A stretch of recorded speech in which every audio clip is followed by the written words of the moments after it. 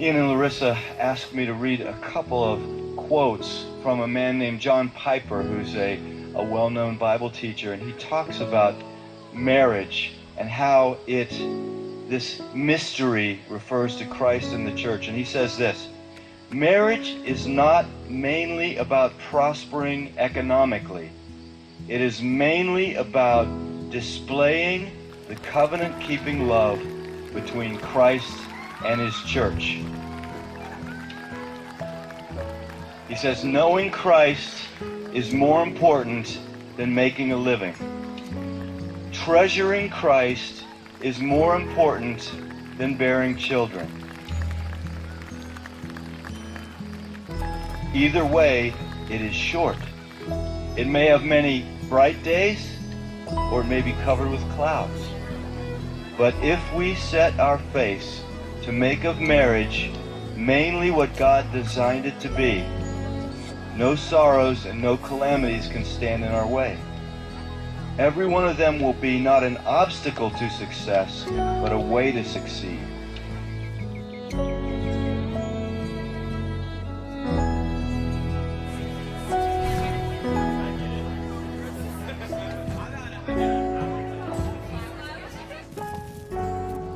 The beauty of the covenant-keeping love between Christ and his church shines brightest when nothing but Christ can sustain it.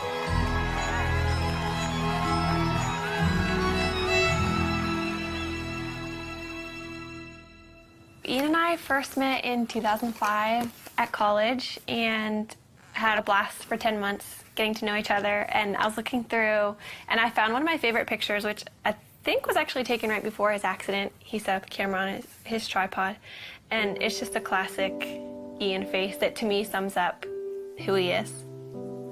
We'd been dating for 10 months and he was working an extra job for his dad, and he was on his way to work near Pittsburgh.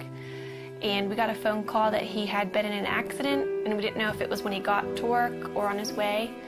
And so we got down to Pittsburgh, and I was just praying the whole time in the car that it wouldn't be his brain. After being at the hospital for a few hours, we found out that it was, and he had been in brain surgery for a few hours and had suffered a traumatic brain injury. God totally spared his life. One night he was failing 4 out of 5 brain activity tests, and the next morning he was doing well and his brain was starting to respond again.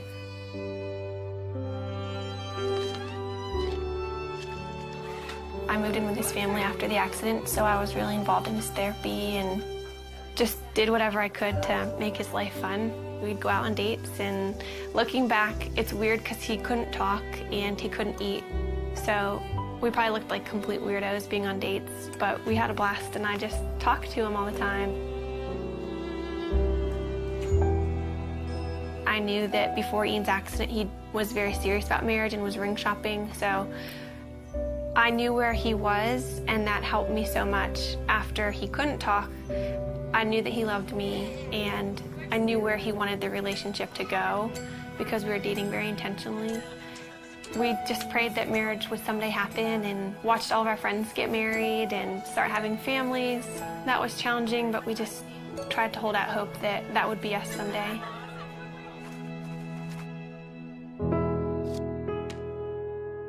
This is our board of gratefulness, and we encourage anybody who comes in to write a note of something they're thankful for. It could be really small. Mine is just Saturday mornings, and it's just a good way that we've found to be just practicing gratefulness. And Ian, I think half of yours say my wifey, which is pretty cool.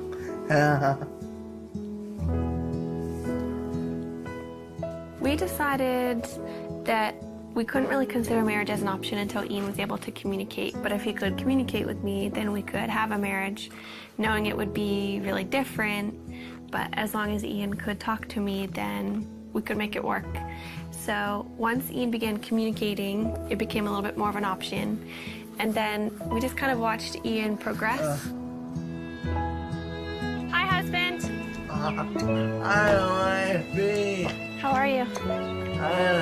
Yeah, What?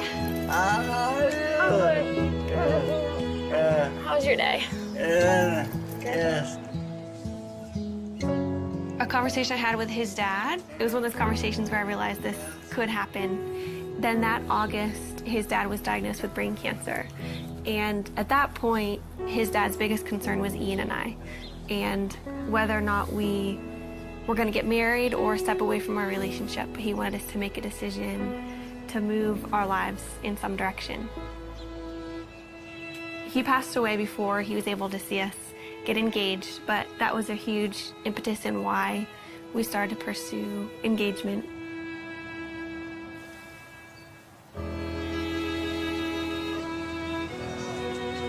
Throughout premarital counseling, we just used this momentary marriage.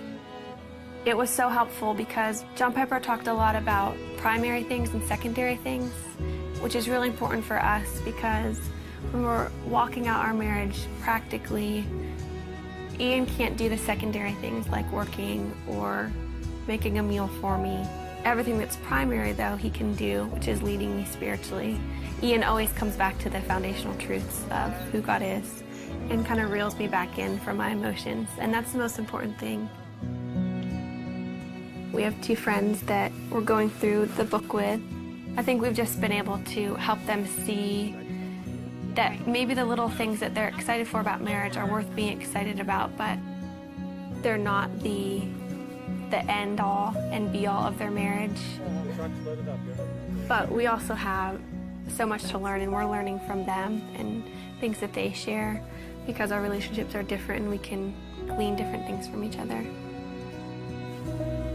I think what helped us in deciding to make this commitment to each other, at least for me, is knowing that Ian wouldn't have left me if the roles were reversed, and that we love each other and we know that God's going to be faithful to our marriage.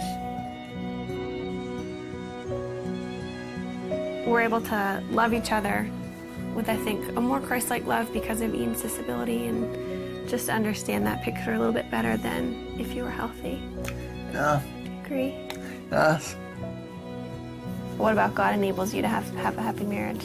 You know, What? he's awesome. He's awesome. Yeah.